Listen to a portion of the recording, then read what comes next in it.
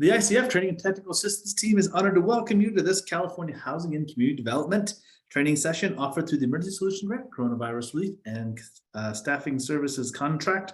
Today's session is part of our community work session and is all about the Data Quality Management Program. This is session one of two sessions. My name is Chris Pitcher from ICF. I'll be hosting and presenting today, and I will hand it over to my co-host in the next slide to introduce herself. Melissa, go ahead. Hi, everybody. It's a pleasure being here. My name is Melissa Michael. I use she, her pronouns. I identify as a Mexican American. I am also a head TA with ICF, and I come to you, I'm your neighbor from Fresno, California. Yeah, absolutely. The proudest Fresno, California resident you'll ever meet. Melissa Michael, former HMIS of the Fresno Madera COC. For those who don't know, I'm Chris Pitcher from ICF. I am the Training and Technical Assistance Lead for the California ESGCV Training and Technical Assistance. I use pronouns he, him, and his, and I am white. I live and work in Denver, Colorado. Both Melissa and I have been in HMIS before, run HMIS, or have been HMIS TA providers for a long time. So we are really excited just to talk data today, and we have lots of opportunities for you to also talk. So I'm going to hand it over to Melissa for the first couple slides. Awesome. Well, like I said, welcome. I'm going to go quickly over our session agenda. First of all, I see that we have about 26 participants, which I think is great because we'll be able to have some discussion. So if you have any questions, please feel free to put those in the chat. Data quality management program is what we're talking about. We're going to be going over a little bit about the SNAPS data TA strategy, if you haven't heard that. Quick review on the data quality basics. Then we'll go into the data quality management program. We'll talk a little bit about completeness and accuracy, and then we'll hopefully have some time for discussion. And Chris, if you can move on to the next slide. We also like to know who's here with us today. So please feel free to utilize the chat, and you can enter in your name, pronouns, any identity you want to bring forward to this space, and letting us know what type of organization you represent. So if you're a COC lead or collaborative applicant, HMIS lead organization, a homeless services provider, government organization or other services provider, or other. And because we're talking about data quality management and we like to improve our data and choices as well, if you do put other, you can let us know what that other organization is as well. So again, just your name, pronouns, any other identity you'd like to bring in, and what organization you represent. We'll take a couple of minutes to look at that.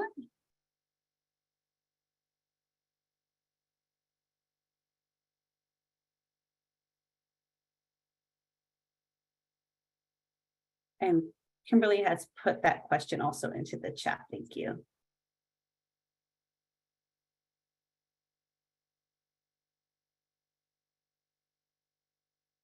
Welcome, everybody. And, hi, Chelsea. I've worked with Chelsea before. And I saw the other Melissa on here as well. And Miss Sabrina, I have to give you a shout out. I see Sabrina on there as well.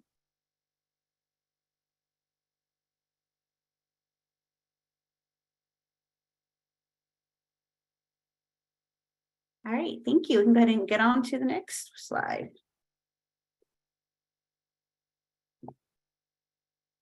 Thanks, Melissa. And somehow that went backwards, but I want to start us out with a conversation about the SNAPS data TA strategy to improve data and performance. So the SNAPS data strategy on data quality is really our first and most recent guidance from HUD on data quality. And I was fortunate enough to be part of the group that put this together pre-pandemic. We used to meet in person and do things like that. So I want to just walk through it just to ground from the federal level what they're looking at for data quality. And it is fairly aggressive and probably not where we are as a community. So I want to take a little bit of time to discuss that. And I keep losing my cursor, but there it is. So the SNAPS data strategy was something that the SNAPS folks put out several years ago, pre-pandemic, to really think about how can we improve our data collection? How can we improve our performance and make data more reliable in our communities, more reliable for HUD? So they put together a strategy. And in all, it's 3 strategies. I'll talk through each one. And I'm not going to ask you to talk for a second. I assume a lot of folks haven't seen this or saw it and forgot about it because it is quite old. So I'm not going to actually ask those questions, but if you haven't seen it or have seen it, go ahead and indicate it in the chat. Melissa can see that. But I'm just going to get into the strategy itself. So first, these are the things that we're looking for. And you'll see that the strategy is cut up into 3 different tracks. Current, what's happening now? Where are we as a community? The second column is where we'd like to see the majority of COCs in a few years, 3 to 5 years. That would be about now. And where we would expect advanced COCs to be in that same period. Again, about 3 to 5 years is where we are at this moment. So here, I'll just grab one. I'll just use the software provider one. For a current, we want the HMIS leads are entrusted by the COCs to manage software provider contracts, relationships, and act as fiduciaries. What we want the majority of folks to be is monitor software providers to the terms of the contract or provide some sort of accreditation by the software provider. So you see it's a higher standard. And then advanced, we'd like them to conduct frequent monitoring of the software providers and have access to programming specifications, logic, terminology, assumptions, so on and so forth. I'm not going to read this entire thing to you. I was just going to demonstrate what it looks like. What really is going to be something we want to talk about here is on strategy 2. So strategy 1 was very, very baseline stuff. Strategy 2 is a little bit bigger. So what we'd like to see for baseline bed coverage. So bed coverage is obviously a component of our data quality. If we don't have the beds in HMIS, we don't have the coverage, we don't have very good data quality. So in the current term, HUD said, we want to see you 100% of all required providers. And obviously we have less of non-required providers. In the majority of COCs, our goal for you is to have 100% of all homeless service providers contributing to HMIS. That's a lofty goal, specifically in California, where we have a lot of providers that are getting funds from lots of different funding sources than us, Cal ICH, DSS, Cal Vet, that may or may not have an HMIS requirement. So this is actually a fairly high bar for us in California. If you're an advanced COC, it would be all the homeless providers and even some non-homeless providers that really round out your community. We do have some of that happening in California as well with Cal AIM and the way that we're talking about data with our healthcare providers. I want to talk a little bit about timely, accurate, and comprehensive, because those are words you will hear us use, Melissa and I use throughout this session. So right now we want folks to be 100% complete. We expect folks to be less than 100% accurate, and there's no timeliness standard. Where we would expect folks to be that are getting further on is 100% accurate, 100% complete, projects directly entering data within 2 hours of a crisis response, and 24 hours with the PSH. That is an aggressive timeliness. We're not going to do timeliness today. That's actually next session, but that is aggressive timeliness. And you see advanced COCs, same 100% accurate. We're 100% accurate, and we have customized local data. It's complete, and timeliness meets coordinated entry, placement, referral needs, which could be less than 2 hours. We need placements real time. So it is a very high bar for us to reach as a strategy. And strategy 3 is using data for system planning, which I'm not going to focus on much because strategy 2 around data quality is what we're going to focus on. But you can see here, I'm using data for system planning, using data for coordination of care, and using data to prioritize existing clients. Happily share the strategy if we haven't already put it in the chat, which I cannot see. We'll do so before we're over, but it is something that you can look to as kind of the guiding light for data quality for HUD and ultimately then for us. So I'm going to hand it over to Melissa to talk about some data quality basics. Thank you, Chris. So my presentation style, I kind of thrive off of our audience and you all. I guess that's just me being a performer growing up as a kid. So just if you want to put a quick reaction in, how many of you are aware of the data TA strategy or seen it? You can give a thumbs up if you want to under reactions, which you can find in the bottom of your screen. Just wondering if anyone has seen that or if this is just something totally new to you.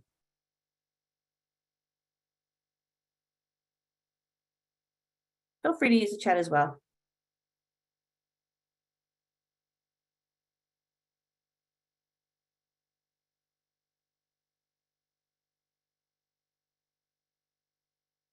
I'm thinking it's new. I don't see any reactions or comments on my side, but that's okay. So let's go ahead and get into just some data quality basics as well. So what is data quality? And that's really speaking to the comprehensiveness and reliability of any community's data. And so obviously for us, we're talking about our HMIS data. So the reliability and comprehensiveness can be broken down even further into 4 components, which I'm sure a lot of y'all are aware of. The completeness. Chris just talked about that, not just making sure that the data is entered in there and that we have all our data fields complete, but also looking at that system coverage. So looking at homeless services providers, regardless of the funding source, are they entering their data into our HMIS system? When we look at timeliness, that means the length of time that elapses between the participant data collection and how the HMIS, when the HMIS gets entered. We know that the longer that it takes to gather the information and enter it into HMIS, there may be some data that's lost, or because we may have thought we wrote something down, but don't remember. You can do a lot of intakes in one day. We want to make sure that we get that information in so that it can also be accurate. So accuracy is the degree to which data reflects the best representation of the client's real world situation and the programs that provide the housing and services. And consistency, which is a little bit hard to measure, it's the degree to which the data is equivalent and the way that it is stored and collected by the users. And a lot of that gets into, how is the training? What does the training look like? Are we trained in the same manner? Are we asking questions in the same manner as well too? So let's go ahead and go on to the next slide. So just some requirements for data quality.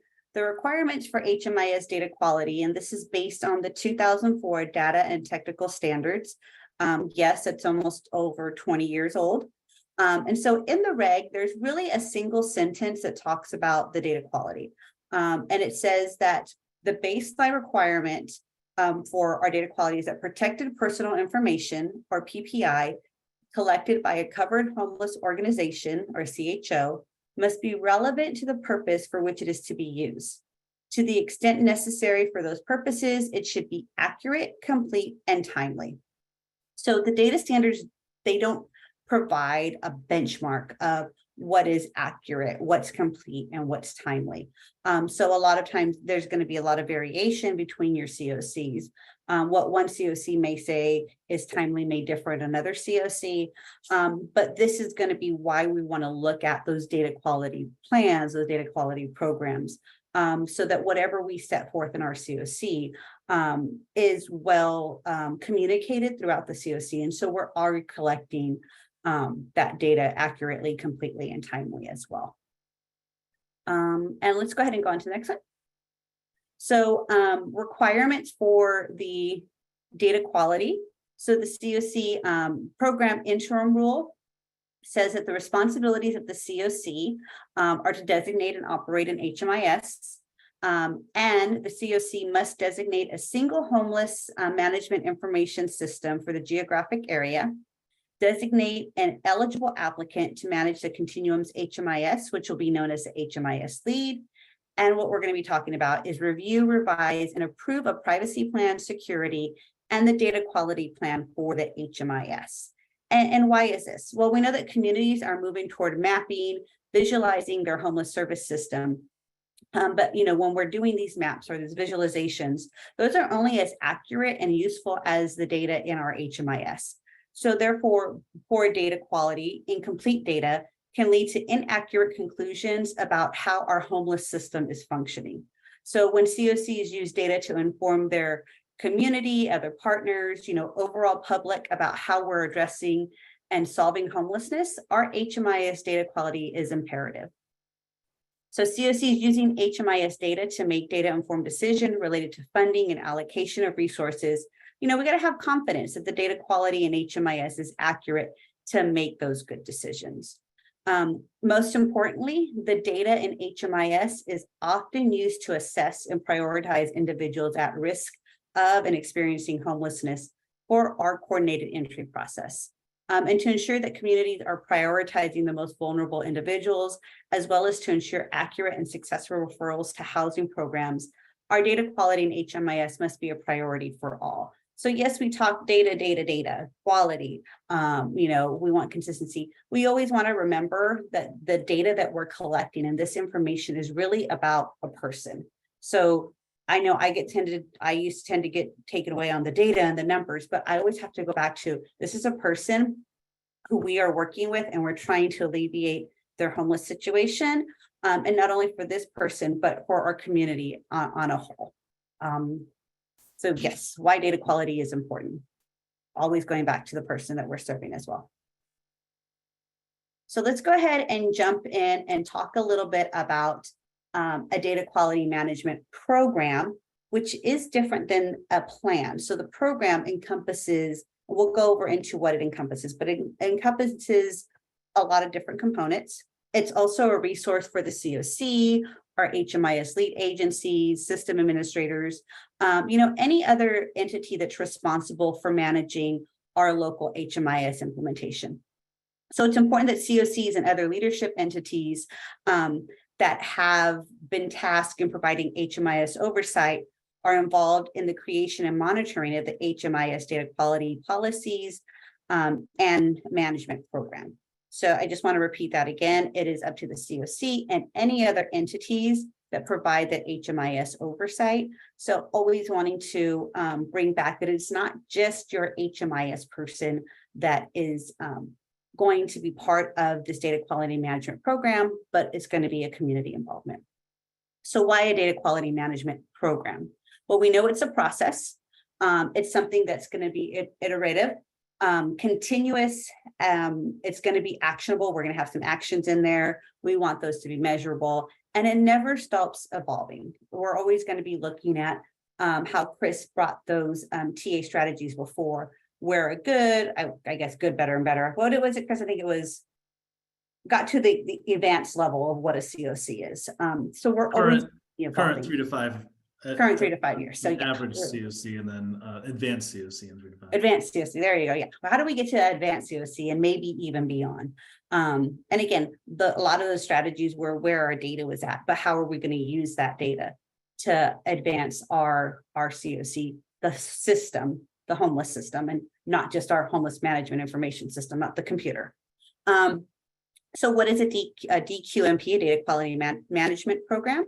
It encompasses these six boxes we have on the screen. So we're going to identify a baseline.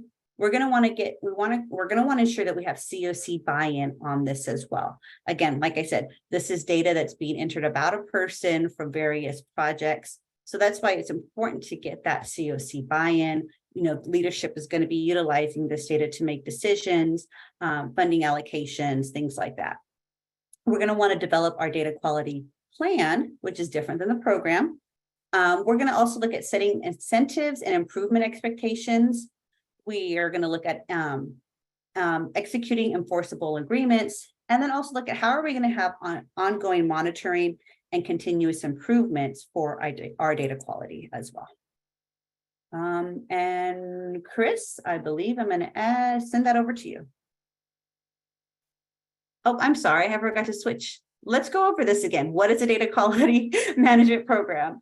The components that we're going to be looking at is identifying your baseline, ensuring COC buy-in, developing our data quality plan, which is different than the program. We're talking about the program, but within the program, there's also going to be a data quality plan in there. We want to look at setting incentives and improvement expectations, execute enforceable agreements, ongoing monitoring and continuous improvements. And now we can go on to the next slide, and I'll send it over to Chris. Thanks, Melissa. I can only see you so much, so I wasn't sure if you wanted me to move forward or not. But when we talk about a data quality management program, as Melissa said, we used to use the term data quality plan. A plan is great if you want to set something on the shelf and not ever look at it again. A management program is a process that takes that plan and puts life into it.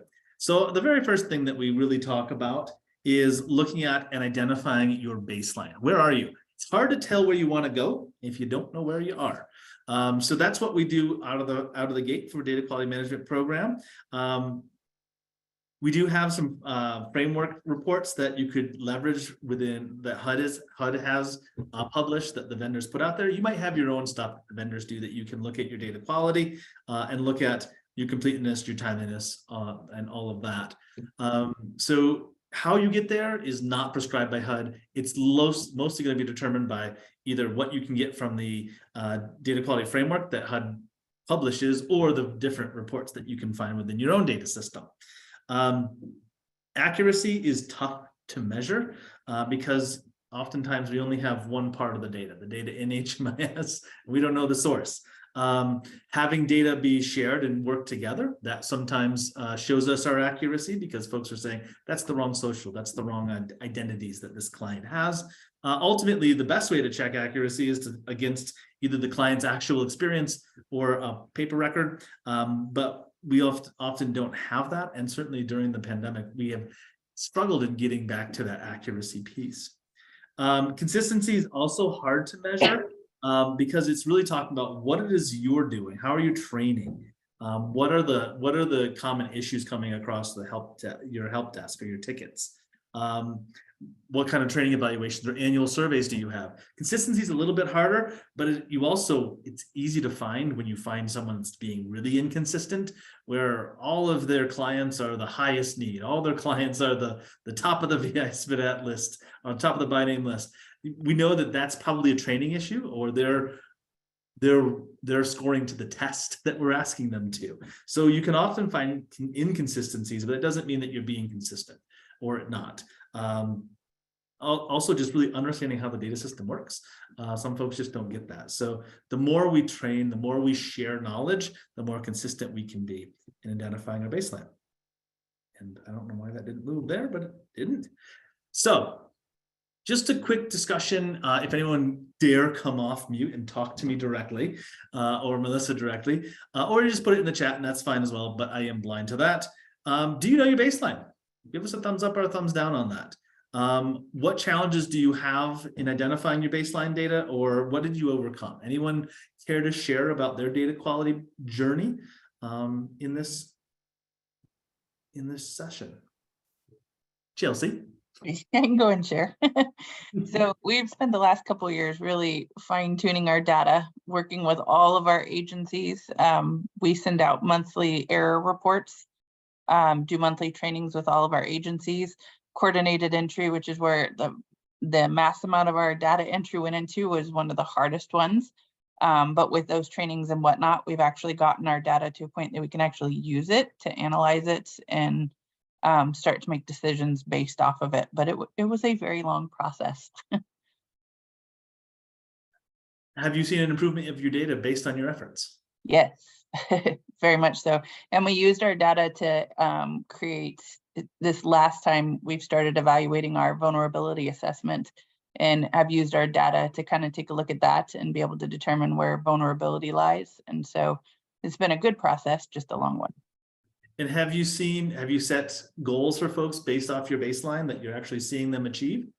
Yes, so which is good. I'm asking the right questions. I'm so glad. All right, thanks, Chelsea. I see a hand from Diane. Good afternoon, Chris. Afternoon. I'm part of our compliance team at our agency. Sorry. At our agency, And what we do is we go through the files. We do reports too. We go through the files, we make sure everything that's supposed to be in the file is in the file. If it isn't, it goes back to the housing navigator or case manager to correct. So we're constantly making corrections in the files. So that's pretty much our job. Excellent. And have you seen your data quality improve through your processes that you have implemented? Yeah, for a while there, we're getting a lot of 100%, but when you get new people coming in, it takes a little while for them to get trained right. And that's where you see a lot of the mistakes with the new people. But the older people, they're doing a lot better. I've been here for 16 years, so yeah, I know what they're supposed to look like because I was case manager for 10 of them, and then I went to compliance. So yeah, That is fantastic, and thank you very much for sharing, Diane.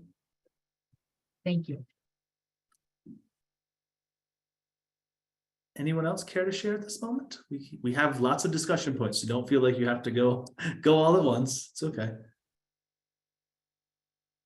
Okay, I'm not seeing anyone. So let's go to our next one. To me, this feels like the mountain. For those of you on the phone that are HMIS leads or work with or HMIS assistant administrators, it sometimes feels like no one cares about you, that you are on an island, and as long as you have food and water and are not perishing, the COC is very happy.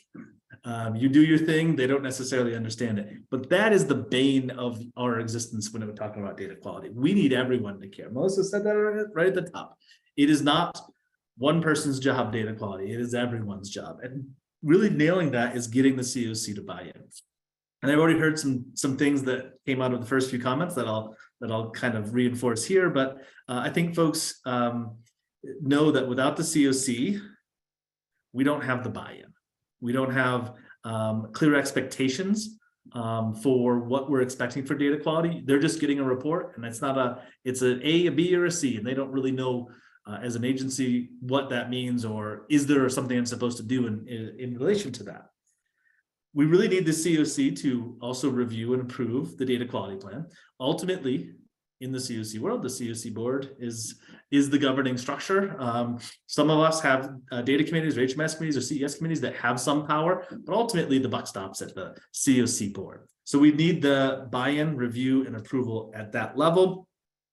We also need the COC to be heavily involved in what are the expectations of monitoring compliance. If I find an agency or a user or something that is really hurting our data quality month after month after month, and I send them emails and I don't hear anything back, that's probably as far as I can go with an HMIS lead. What are the things that are going to happen to that organization? Is it a mandatory retraining? Is it a potential loss of funding? Like what are the COC going to do? How do we use the information about how HMIS and data quality affect our COC in the COC rating and ranking process? There's a lot of places for us to be plugged in and making sure that the COC understands that data is important.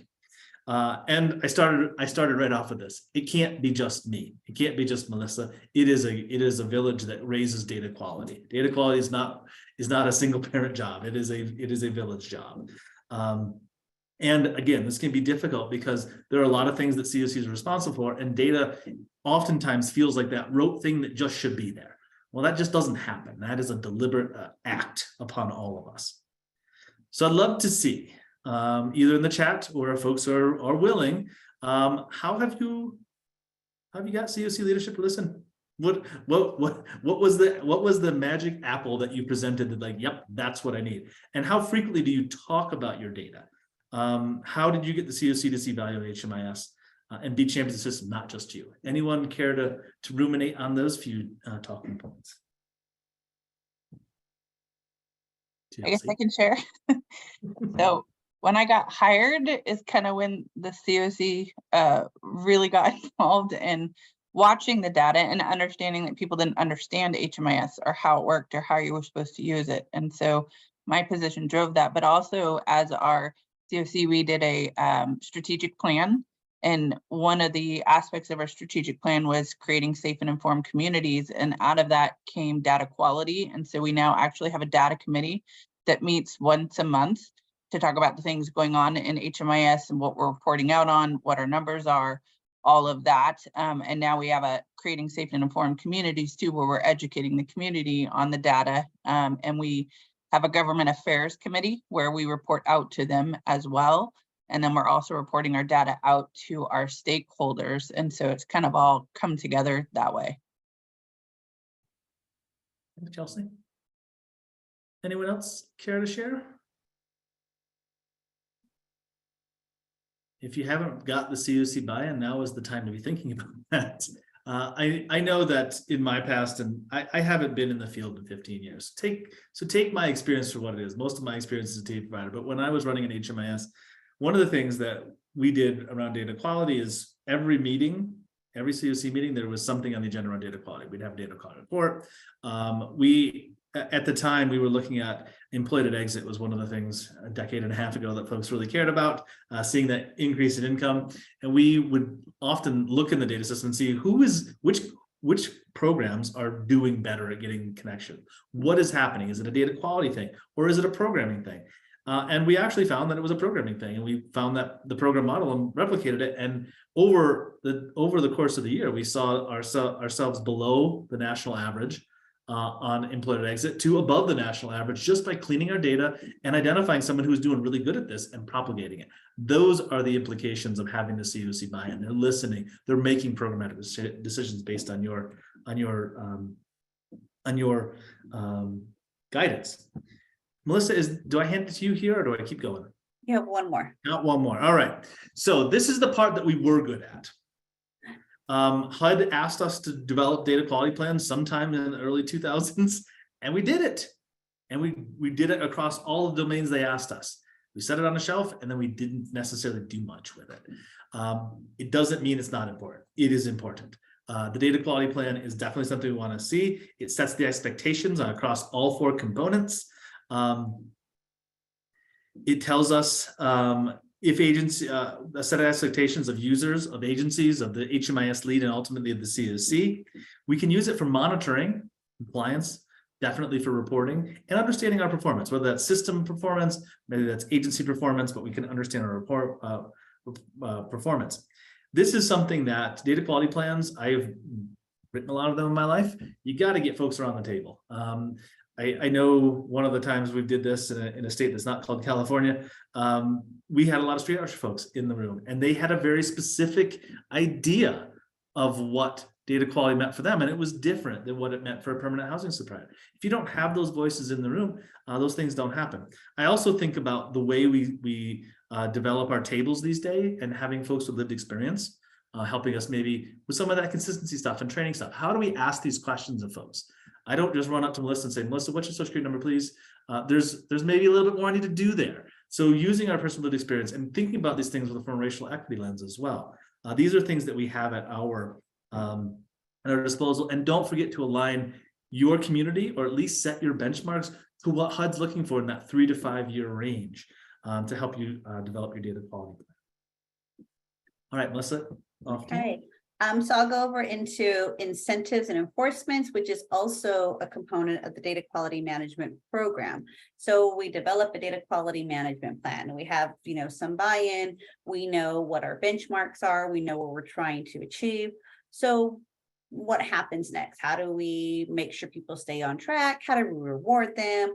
What happens if they're not staying on track? So looking at those incentives and enforcements, these should be developed in collaboration with the COC. I think as Chris mentioned before, we may need to go to the COC if we're writing those emails to a certain agency that maybe is just data quality is poor, the timeliness is poor, there's maybe no communication back with us. So it should be development in collaboration with the COC. We want to understand those programs as well. We also want to consider both how you'll support the agencies and the users, and if there will be any period of gradual enforcement, what it may be some of those steps that look like. If you have in your data quality plan that data must be entered within 15 days and you're running your reports and you're finding that data quality is not being entered it's 30 days. What are kind of those steps in the enforcement, or that you're going to work with a provider on seeing how they can maybe reduce the timeliness to how data is being entered. We also want to look at other ways or explore other ways that funds can encourage improved data quality. Is there something that we can provide to agencies, if they're an agency that is paying for HMIS? Is there a way that we can look at under funding source to help them alleviate maybe some of that cost? And then we're also going to want to be prepared for those incentive and enforcements to take some time. Writing the data quality plan and setting expectations is just, again, that start of the work. But how do we look at, again, those incentives and enforcements? A lot of times we're always talking about the enforcements. I think everybody figures out how to do the enforcements. Some of the questions that we always have is, well, what do some people do for incentives? And so as we go into the next few slides, I want you to start thinking about, are there incentives that we have provided to our community so that we can, I'd like for y'all to share that again too, if there's any incentives as well. Let's go ahead and look at the next slide, and we'll look at some enforceable agreements right now that we have. So we should have some signed agreements. So this should be completed by all agencies participating in HMIS, that they're aware of the data quality plan and the program, so that they know what is expected of them. So again, those shared expectations, provide guidance on what the consequences are for failure to meet the standards in the data quality plan, as well as the incentives. The accountability, identify the process for notification of failure to meet a standard, and then also the support. So what support are we providing to our users and our agencies for ongoing communication on both the agreements and the data quality plan, so that we're able to assist our users and our agencies on achieving higher data quality? How are we looking at working with other agencies to even get them into HMIS? A lot of times I remember people would say HMIS, oh, that's scary. With our data quality program, we want to look at, with those incentives and enforcements, is how do we make HMIS something that's friendlier to use, but we also know that there's some accountability there as well on the back end. So we're going to go ahead and go into another discussion, or please feel free to ask questions if you would like some further clarification on this. So let's look at, how often is your data quality plan reviewed and approved by the COC? Does the data quality plan seem to be in alignment with the HUD data strategy? And do you have agreements in place, and how often are they completed? So let's talk about those data quality plans and agreements. If you have a great one, we'd love for you to brag on what you think is great and what was the best way on getting it implemented.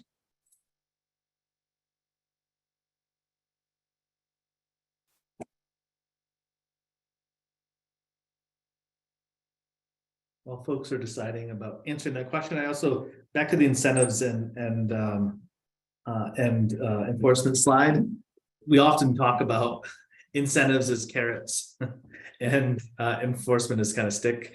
And I think it's oftentimes in the middle, the carrot stick, that actually wins. It's not a big stick to get hit with, but it's something that is important, and you see it as important. So I often put it in that metaphor in my mind. I guarantee that my approach versus Melissa's approach, I was definitely more of the stick and she was more of the carrot, because that is our personalities. And oftentimes our personalities are brought out in data quality. So I just wanted to kind of ruminate on that for a moment. But if folks want to keep talking on Melissa's questions, I'd love to hear those.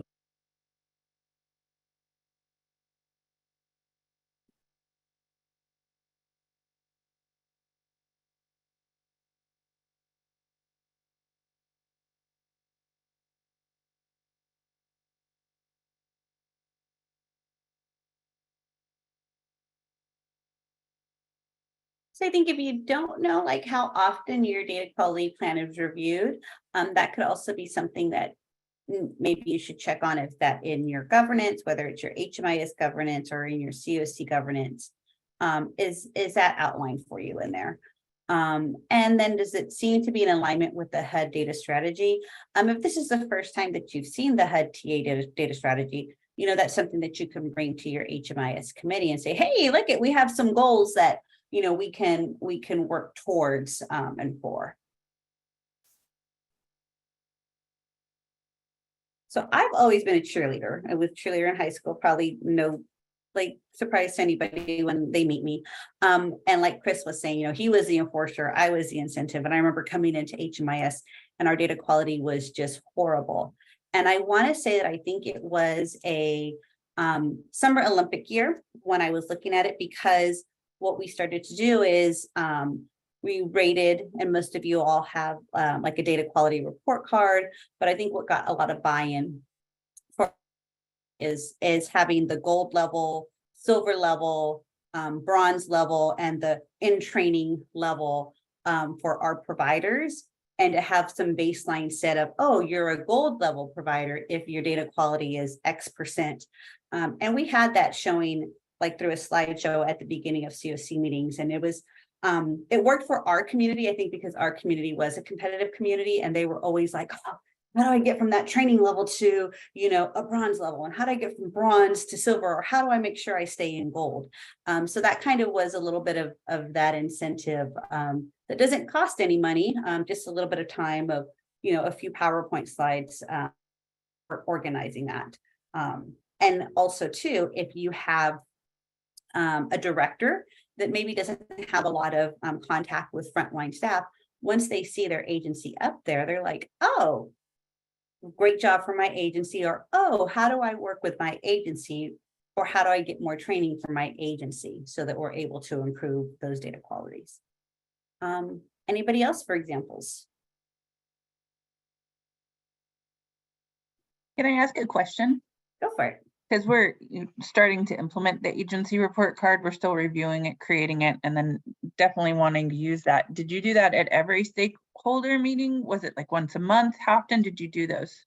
I did those, and I'm going to say this is probably 9-10 years ago when we didn't have as many providers. So it was something that I was able to do every month. But as you see, as you get more providers on, and depending also too on the capacity of your staff, it could be quarterly. I would definitely suggest quarterly if you can't do monthly. And then how did people respond? Because we have some people that are very nervous, like people feel shamed, but I feel they should be encouraged, but not everybody agrees with me on that one. Yeah, no, and I think that's why I switched it. I didn't want to be like, oh, you're an A, B, C, or D student, but that's why I said I think it had to be an Olympic year, because I used that gold, silver, bronze, and the in training, because I didn't want to make anybody feel shamed. So yeah, totally thinking about that.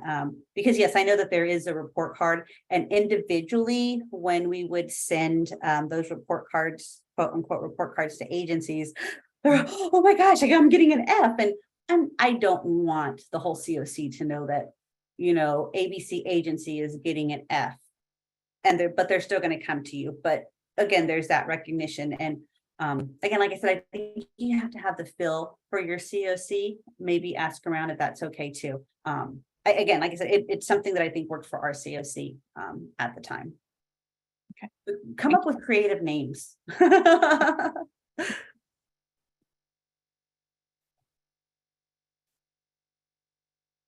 Anybody else?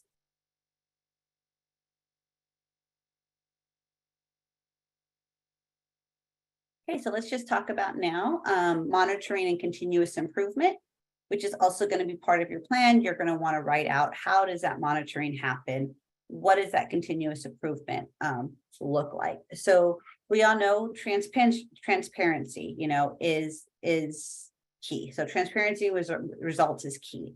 You're going to want to consider who's running the reports. Most likely it's those HMIS lead agencies. How often will they be run, and where will they be shared? Also want to look at, are some of this something that if you come from a larger COC, I've seen larger COCs or larger HMIS implementations where they have regional points, and you have like a regional point that will run the reports for that whole region. If you're a smaller COC, it's probably going to be your HMIS lead that does that. So your monitoring should be done against all components of the data quality. And this can be self-monitored as well as done by a third party, such as the HMIS lead. You're going to want to establish a tool for monitoring, clarify how often it will be done, and share your results. As our COC became larger and we had a small HMIS staff, what we did is we looked at training our agency administrators. So basically the lead point of an agency on how to run and read those their data quality reports. And we had a calendar where they were sending in the reports monthly. You know, if there were areas where they couldn't make the corrections, they could send the report in with a note that said, you know, I'm still having an issue on why the SSN is not showing up as entered fully. We have everything entered in there. And so then that way that could also help the HMIS lead look closely at what is going on. But it also starts to provide in a lot more buy-in on the agencies really understanding their data as well. So let's go ahead and continue to look at those continuous improvements. So we want to allow space for improvement and collaboration. So we're running reports, you know, maybe HMIS user groups. I think Chris made the example of when he was way back doing HMIS, and one of the outcomes was employment, who was leading with employment or increasing income. You know, how can you get those agencies together to say, hey, what are you all doing? So again, that improvement and collaboration that celebrates successes. You know, one of the things that we did too, we had a few times we had an HMIS internal HMIS, I'd call them HMIS training. I couldn't call it conference because you have to get creative with the words on where people can come in. But we would celebrate those successes too, where we were looking at who are those agencies that were most improved. What were those improvements? How did we improve overall as a COC as well?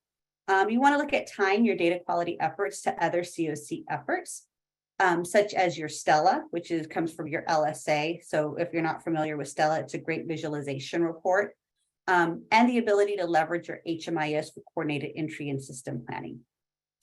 If we think back to strategy 3 that Chris had provided for us, and your why, and be sure to reinforce this message.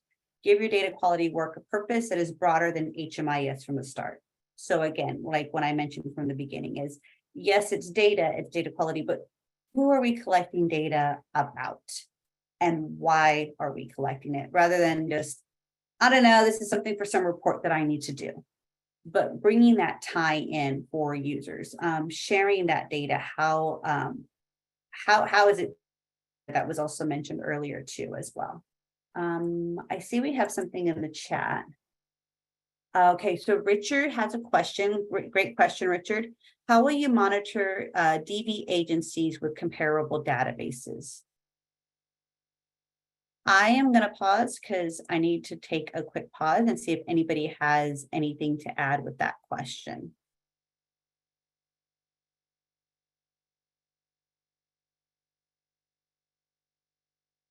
Or if anybody on our call has monitored DB agencies.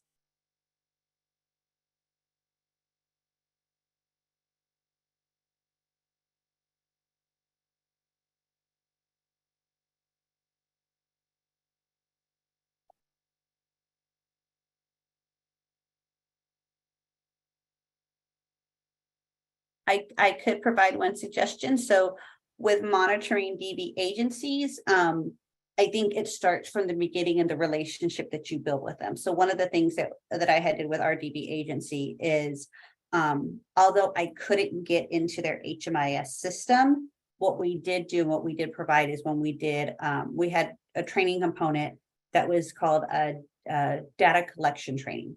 So that was looking at what are the data elements, how do we get this information? You know, this was before we started bringing in people with lived experience, which would have been great to have in this training when I was there. But we invited our DB providers to be part of that data collection training. So we're going over and we're talking about, you know, the importance of data. We involved our domestic violence agencies and as much as we could, except for the actual data entry, they did that they did their own training. It's totally okay if a DV provider wants to send you their data completeness report, because that is not giving any personal identifying information whatsoever. That is all aggregate data. So again, building that relationship with them from the front and letting them know too, hey, if we're gonna have all agencies, run their data quality report on a monthly basis or quarterly basis. You know what, if you want to run that, if you can send that to me too, that's also great as well. You may need to work with their agency admin if they're seeing some consistent errors, or also looking at what they're doing well with, and if you see another DV agency that isn't doing so well, can you bring those together and talk about training methods? It's not going to be necessarily talking about the client, but maybe training methods, data entry methods, things like that. So it is possible to still do some monitoring without getting into their HMIS system. Chris, anything you want to add on to that? It's a great question, and it is the paradox that the Violence Against Women Act, or VAWA, does, in that we can't see the data for safety reasons, and it's very, very good reasons, but it does create a situation where there is data in your community about homeless services that you are completely blind to.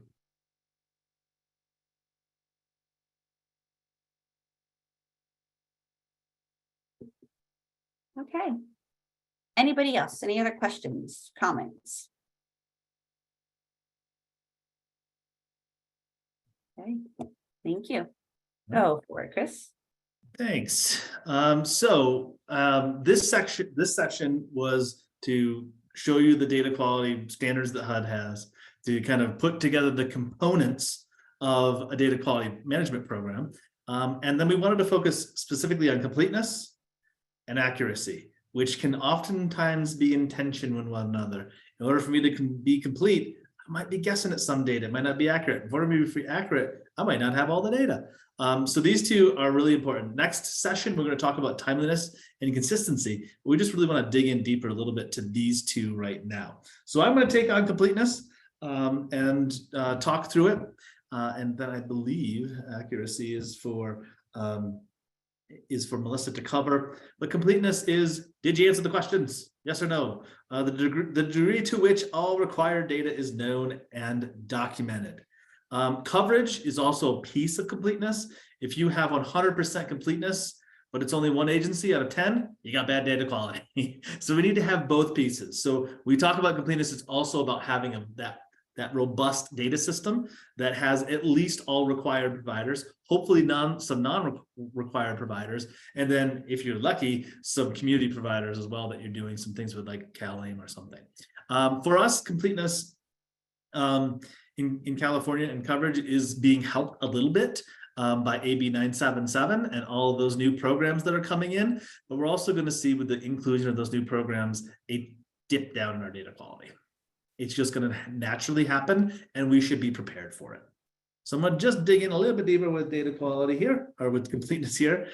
So this is the easiest to measure. Did you answer every single question? Did you not? It is straightforward. Completeness is toughest for street outreach providers, because you're busy building a relationship with your street outreach clients, and you're not going to have completeness, which is why we give an area of time before all completeness is really held to a data quality standard for street outreach programs in particular. But others, this is super easy. We know what's in HMIS, we know what isn't. There's reports that we can run that can show us, yep, all data is in there. Excellent. Completeness does not equal correct. I could be complete in a data record by entering a fake name, fake date of birth, fake social security number, answering all the questions, and they're not accurate. So completeness doesn't mean it's correct data. It just means it's full data. You also just need to pair it with other data analysis to really understand it. So is it complete and accurate? Is it complete, but it took 3 years to get in the data system? That's not timely.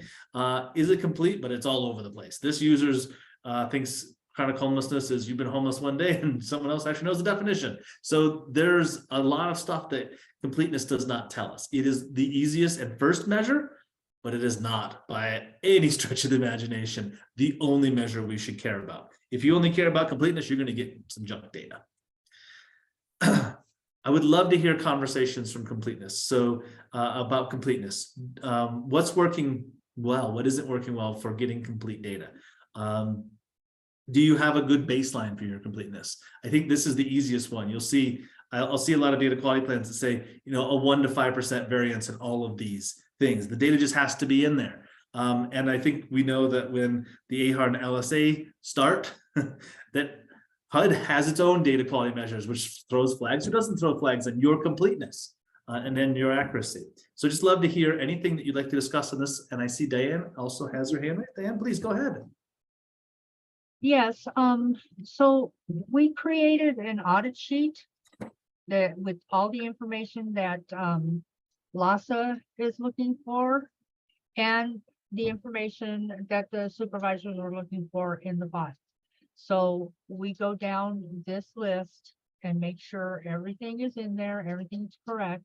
Now, a lot of times they have the audit sheets themselves and they'll check yes for everything because it's in the file. But when we look in the file, we look at everything, and if it's not filled out correctly, if it's too old, whatever it is, they're going to get what we call a ding.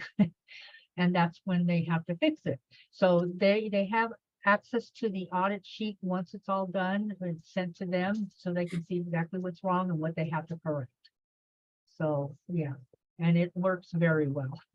It also sounds like in that process, you're not just making sure the data is complete, you're also making sure it's accurate, because as the agency providing the services, you know the client, or you at least know the source materials it's coming from. Is that a bridge too far, or is that accurate? No, it's not.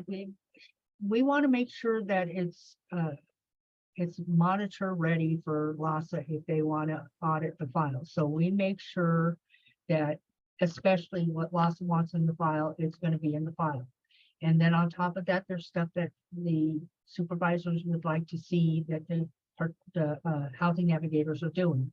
So it's a combination of both. And yeah, for the most part, when we get, because we do a recheck on them. So they get it, they fix it. 2 weeks later, we're rechecking them to make sure that they made the corrections. Sometimes we get files back where no corrections have been made at all. And that's when the supervisor gets a phone call. So, you know, one way or another, these things are going to be fixed. And if they're not, compliance knows they did their job. So when it comes down to LASA monitoring any of these files, and there's anything wrong with it, we know we did our job. The supervisor and the housing navigator did not do theirs. So yeah, but we do it pretty much. There's maybe 1 or 2 things wrong with it. Every once in a while you get one that like has 14 or 15 things wrong with it, and those are the ones that you want back so you can see and make sure that something was done to them. So yeah, I think it works very well. Great. Thanks, Diane. Just going back to you know, how easy completeness is as a bar to clear. Almost every data element has don't know, refused. So there's no reason not to have complete data, but doesn't mean it's helpful or accurate data. I think one thing that the new data standards, the 2024 data standards that are put in place on October 1st of this year, tries to do is make this more client-centric. So instead of client refused, client prefers not to answer. So we're trying to also, as we think through our completeness, also be sensitive and client focused, and not just be like, well, client refused to give us that, let's make that the official answer. So yeah. We did a lot of that as far as client refused, but when we're looking at what we're talking about to help them get housed, there's no reason for them to refuse it. So it goes back on the case manager or the housing navigator for that. Why are you marking it this way? This is a simple yes or no. It's not, you know, science. But yeah, so we try not to have them mark as much of that as possible. You know, they're there to, I don't know, I guess convince the participant that we are here just to help them get housed, and the more information we have, the easier it's going to be. So yeah, but we have one today that they came in and asked us, you know, they did a room for rent, but if you mark permanent housing in HMIS, it takes them off the queue where nobody helps them get housed into permanent housing. So there's an email out to LASA right now to find out if they can tweak that a little bit and maybe put in room for rent too, so it doesn't take them off the queue, so they can still be helped with housing. So there's some issues on LAHSA side too, that, we still call on, to maybe get help, because if they mark it not permanently housed, then they can't put the address in, and then, but we see that they're paying on it, so that would be a ding on their part. But until we get an answer from LAHSA, we're not gonna mark that housing right now, because we do have a lot of people in room for rents waiting to get permanently housed. So. So yeah, it's okay, but again, the baseline one, it's the audit sheet. That's how we set our baseline for completeness. So we'll go directly off that audit sheet. Okay. Yeah. Yeah. Melissa, any thoughts on completeness before we talk about being accurate?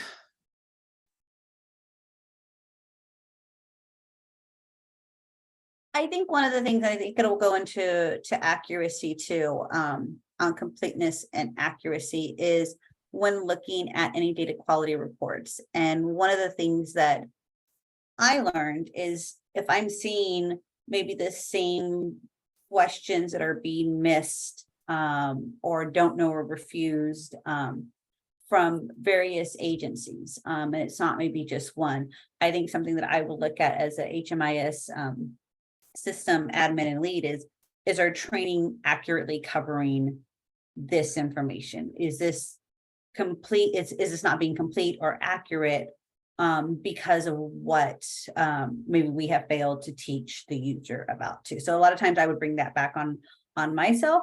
Again, how can I improve on what the user understanding is? Great. Why don't we move to accuracy? All right, let's go to accuracy.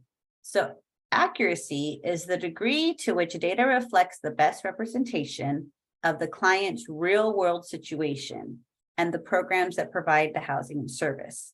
So accurate data is highly dependent on a comprehensive training, as I just talked about, and thorough understanding of HUD and a federal partner HMIS data standards, as well as data collection program. I used to think you can have the person who is so computer literate and is able to maneuver any type of system entering data, but if they're not understanding what is being collected, your data may still be what they say garbage in or garbage out. So again, that thorough understanding of what their provider is asking for, or sorry, their federal funding source is asking for, and the HMIS data standards as well too. So that's going to be what accuracy is. And let's go ahead and go to the next slide.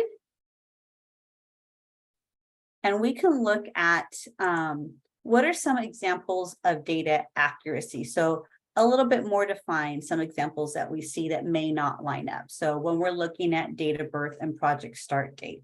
So the data may be complete, but is it accurate? So when we're looking at somebody as a head of household, we want to ensure that their project start date and the date of birth is not the same.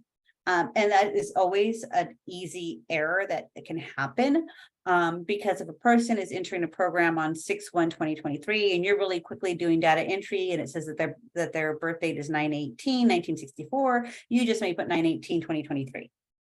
That's just something that happens. It kind of reminds me of when we used to write checks, if those of you are old enough to remember that, when we used to write checks and it would switch over to the next year, and let's say it's 2023, and if we're writing a check, for me, it would take a little bit of time for me to remember, oh, it's not 2022 anymore, I need to write 2023.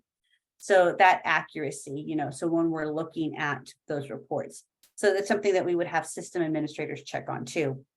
When I said we taught them how to look at the data accuracy, like, yes, there is an answer in there, but now we're going to go a step further. Is it really reflecting the true story of the client?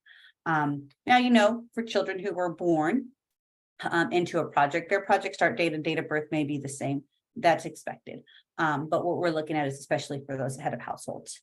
Data element 3.917, we want to ensure responses to prior living situation, length of time in previous situation, approximate date homelessness started, number of times experiencing homeless, and number of months experiencing homeless makes sense among each other. Now that data element is long and hard, difficult for some people to answer as well. I mean, I barely remember what I had for dinner last night, and we're asking individuals, how long have you been on the street? And how long have you been on the street, but then stayed with somebody else, and then you were back on the street again, or in an emergency shelter. You know, a lot of the times, most of the times, our clients don't know what the HUD definition of homelessness is. So when we're looking at improving that accuracy, what are some of the training examples that we can provide to those who are collecting the data on how to get that data accuracy? Is it better for us to take a little bit of time and have them tell us their story of when they've been on the street and where they stayed, and then we can go in and fill in that situation for them? Another thing to look at is if you have an open system, if you're able to look at where the client was staying at previously or before, you know, we taught our users to look at that as well too. There may be times where you have to call another program and say, hey, this is showing that your client is staying in an emergency shelter, you know, from February to March, but I have them that I house them for that time. You know, what does that accuracy look like? One of the things that I would like to explain out with data accuracy is, you know, we give data all the time. We give data to banks, we give data to credit companies, we give data to our doctors. And if we're taking it as, that's just information, we can always figure it out later, that can mess up our credit score. That can mess up, you know, our chances of buying a house, a car. That can mess up our medical history. So just as we like to give that accurate information to other people who are taking data from us, we want to make sure that we're on the receiving end and understanding the accuracy for that individual too, because they're giving their data in the hopes that they're going to get some services, they're going to get some housing to help alleviate their situation of homelessness. Some other things to look at for, sorry, I got on a soapbox there. Other places to look at for examples of data accuracy is our disabling condition, health insurance, income, and non-cash benefits. If somebody says yes, that they're receiving a certain benefit, we want to make sure that there is a specified type selected as yes. If there's no, then all the types are selected as no. Your relationship to head of household, this is also a common data accuracy, especially when we have households that combine. They may have been in a single relationship, and then they get into a relationship together. One person at that point needs to be changed from head of household to partner or spouse or whatever that relationship is. So HUD standards say that there should only be one relationship to head of household, so only one person who identifies as a head of household in a household of more than one person. Veteran status, some accuracy points to look at there are that minors who are identified as veteran, that may be a ding because you cannot enter the service until you're over 18 years old. So those are just some examples of data accuracy that we're just providing right there. Let's go ahead and look at the next slide and why that accuracy is important. So our LSAs, you know, a lot of times we have those common flag libraries, and that's going to assist in identifying those common data quality errors that are produced in the LSA. A lot of times you may not pick up on that accuracy until you're running reports on a programmatic level or a project level. An agency may not pick up on that accuracy. So it might be a good idea as a system lead who has access to all the programs to maybe run those reports on a more frequent basis than just yearly. So specific data quality and data accuracy components should be addressed in reports run by the HMIS lead on an ongoing basis. So just like what I said, more than probably just a year to run those reports. That paper documentation comparison, this is also where we see some issues with accuracy. So some accuracy issues will only be identified by either knowing the client that the data is meant to reflect or comparing that paper intake form with data into HMIS. The example of, I put my client's date of birth as 9/18/2023. Well, I might have to go back and look at the paper to see, well, I know it's not 2023 because kind of looks like he's almost 50. I could probably go back and look at the paper documentation that I have as well. So let's go ahead and get into some discussion about accuracy. Same questions that Chris asked with the completeness. What tools are you using to measure accuracy? What's working well, what's not working well? How do you set your baselines? I think this is supposed to be for accuracy instead of completeness. So how do you set baselines for accuracy? How do we measure that? Or if you have any other examples of type of accuracy that you see coming up, we'd love to hear that too as well. Love for this to be a learning space for those involved in today's conversation.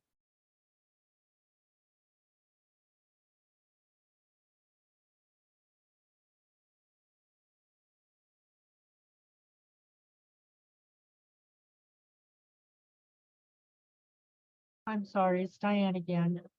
So I do have an example of something else. So when you're working with a family and you have a child that turns 18, they have to make sure that they get consent to have them in the HMIS.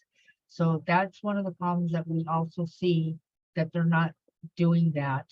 And the person is still in there. You have to gather income, you have to gather whatever it is, unless they're still in school and under the parents' care. So once school is done, then you have to still get this information. So that would be one of the things that we would be looking for also.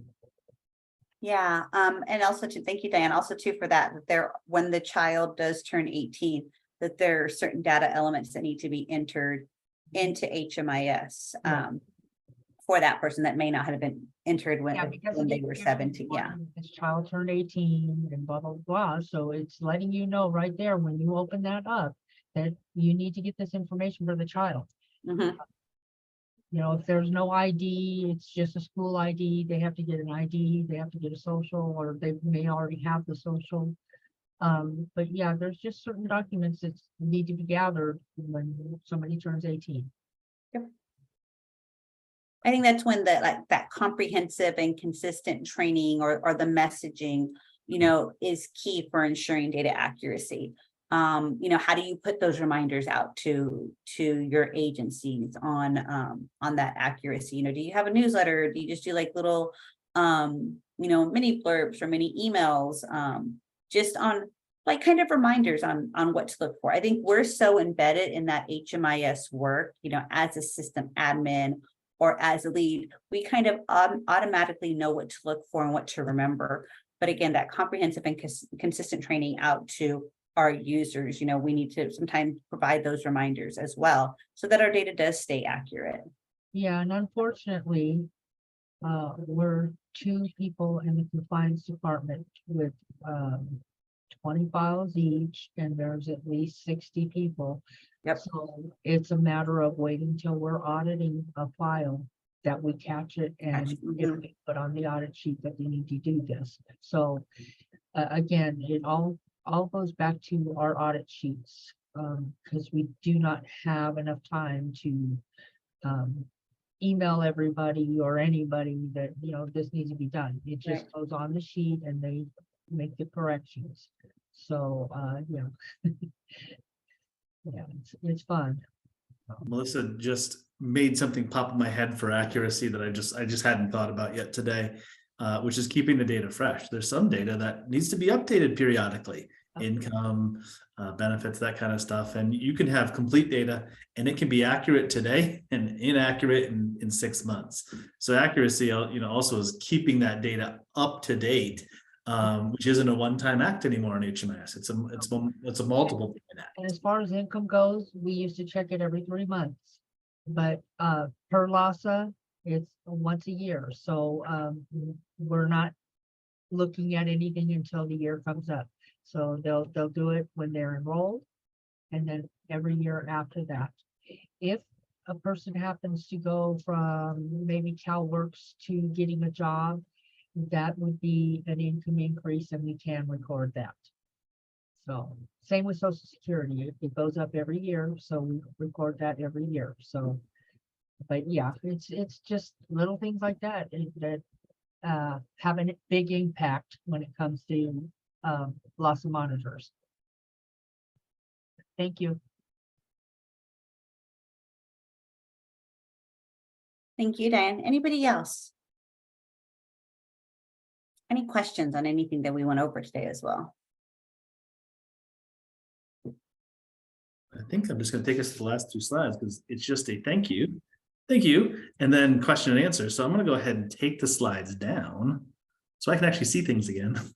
And this is your time. If there are any questions you have or any things you'd like to talk about, we can stay here for the next 15 minutes or not.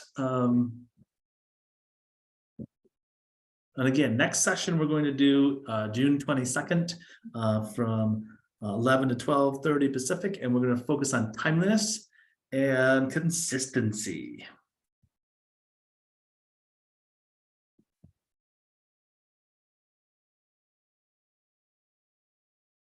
So Richard has a question. Hmm. For income increases, how useful is the status update assessment if system performance measure program specification only focuses on annual assessment? So I think, Richmond, what I get here is how accurate can income be if I'm only checking it once a year?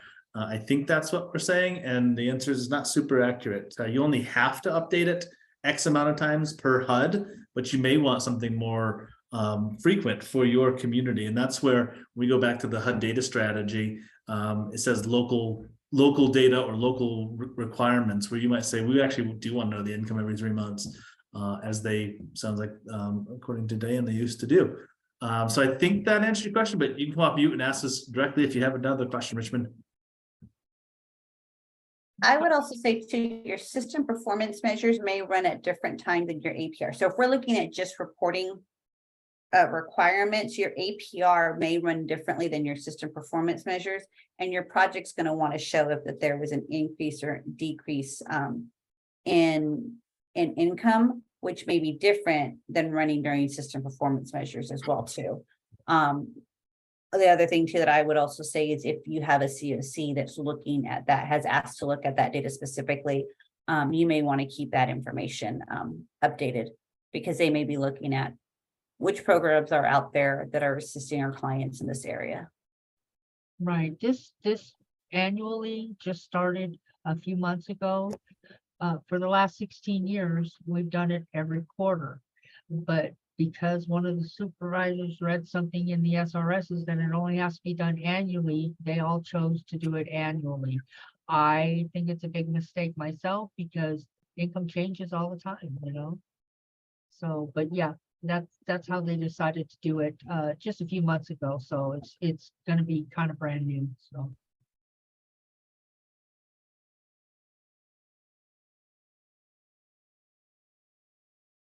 I see a hand raised. Do I? Yes, I do.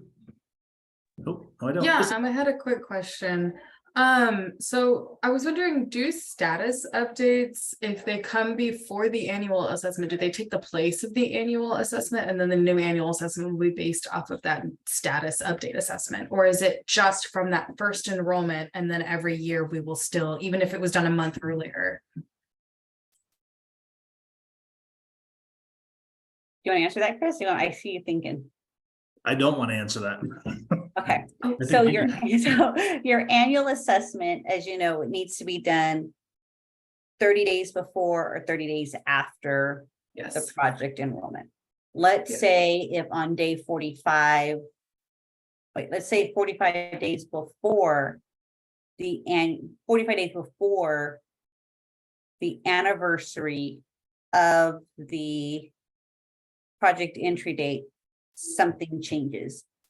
I would prefer that my users would do a status update and then go in, and it's going to be dependent too on how your what HMIS system you're using, then Sure. go in and within the 30 days before or after, indicate that you have done an annual assessment.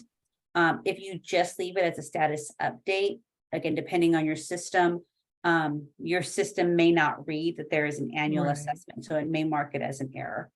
You may not be updating information, you just may be putting that check mark or that date in that, yes, I went in and I checked with this client and all its information is accurate. Right. Okay. That makes sense. Because I think for our system, it does not count. And I thought that it did.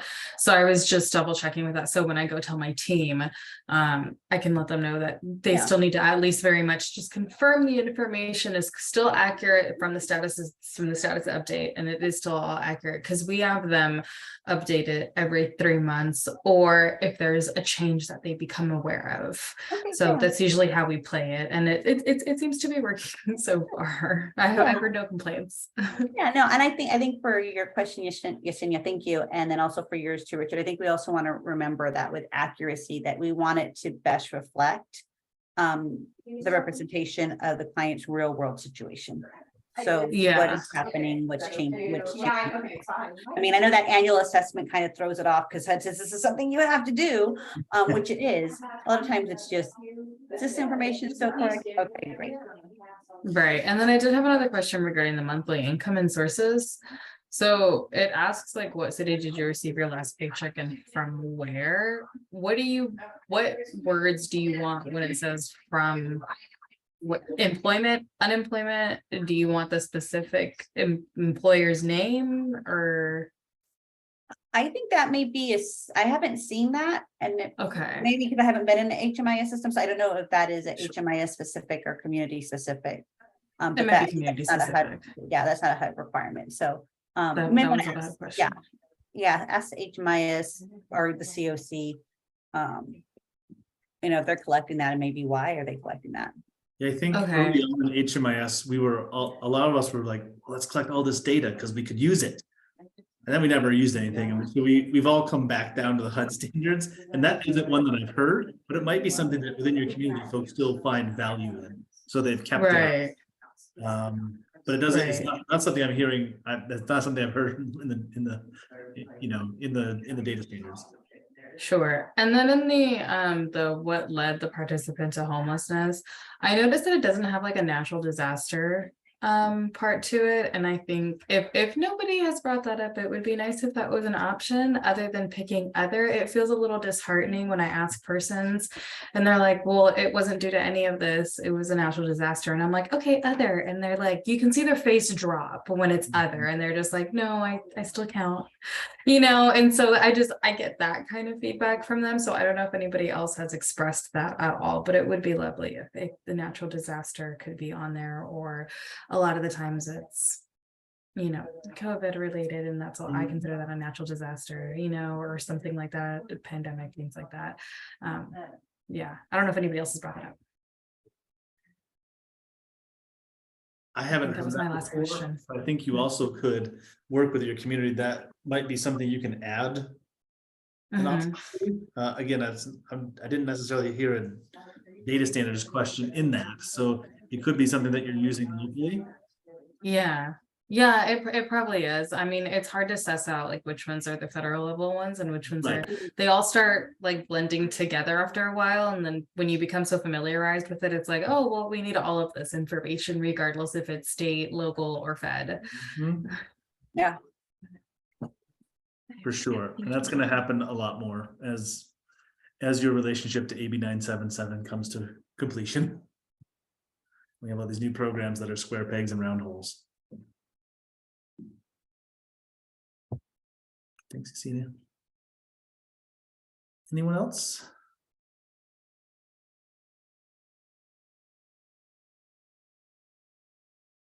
It is 5 minutes till, and I think we have done well enough work. Again, we are doing session 2.